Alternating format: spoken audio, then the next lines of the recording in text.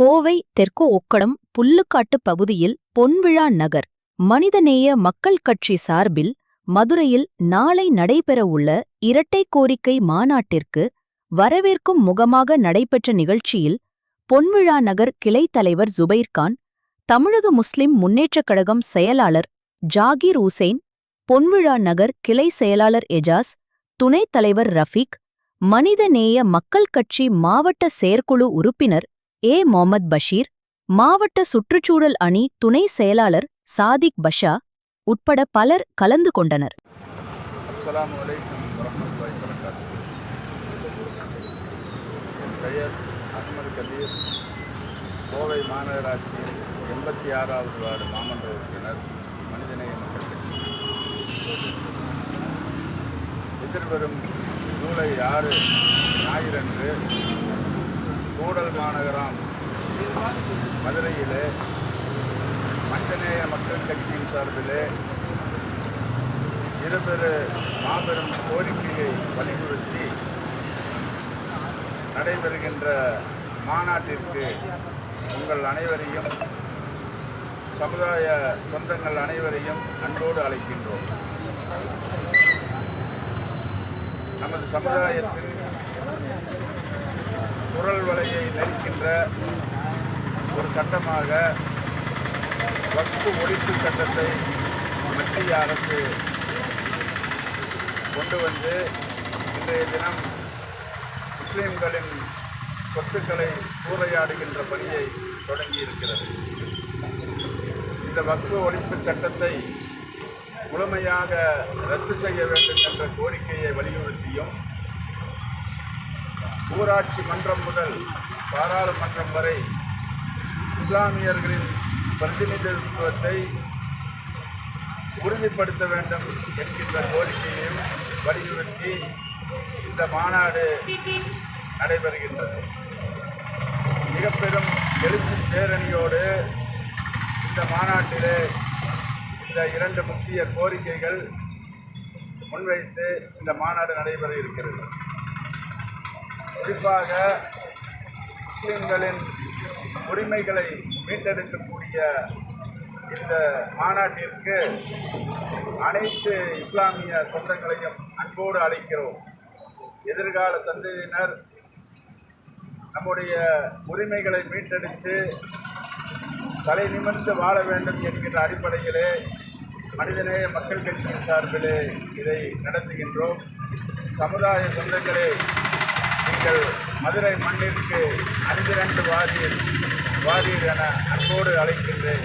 அஸ்ஸலாமு அலைக்கும் வரஹ்மத்துல்லாஹி வபரகாத்துஹு. பிரதிநிதித்துவத்தை அதிகப்படுத்தி தர வேண்டும் என்பதுதான் இந்த கோரிக்கை. குறிப்பாக கோவை மாநகராட்சி எடுத்துக்கங்களேன்.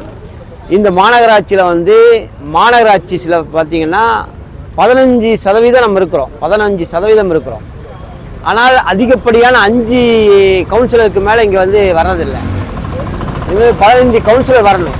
அதே மாதிரி சென்னை பார்த்தீங்கன்னா, சென்னையில் 200 கவுன்சிலரில் அங்கே 10% இருக்கிறோம். அதிகப்படியாக பார்த்தீங்கன்னா 5-7க்கு மேலே வர்றதில்லை. அங்கே 20 கவுன்சிலர் வரணும்.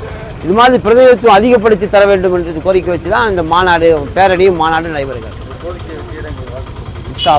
மனிதநேய மக்கள் கட்சி மதுரை மண்ணிலே ஒரு மாபெரும் எழுச்சி பேரணி மாநாடு நடைபெறுகிறது.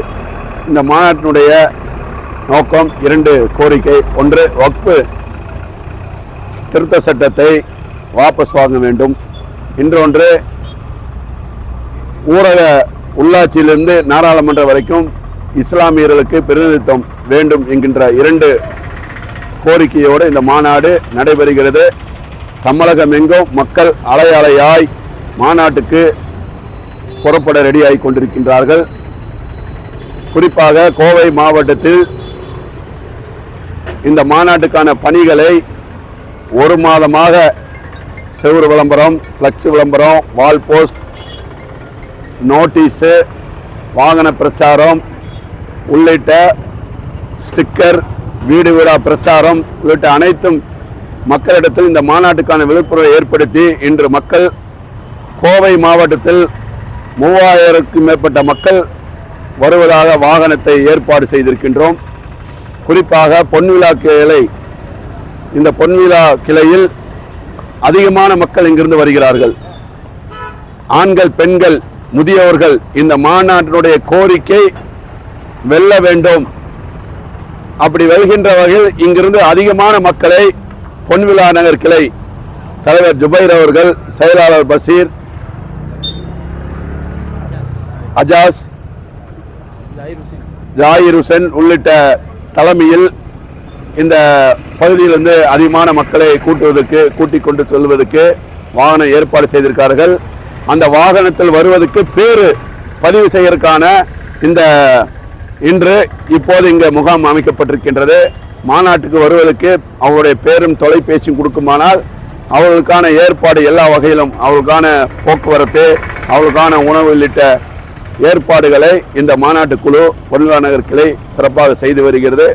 அனைத்து மக்களும் இந்த மாநாட்டில் பங்கு கொண்டு இந்த 2 கோரிக்கையை வெல்கின்ற, அந்த மாநாட்டினுடைய கோரிக்கையை வெல்கின்ற விஷயத்தை மக்கள் அதிகமாக கலந்து கொள்ள வேண்டுமாய் கோவை மாவட்டத்தின் சார்பாக கேட்டுக்கொள்கிறார்.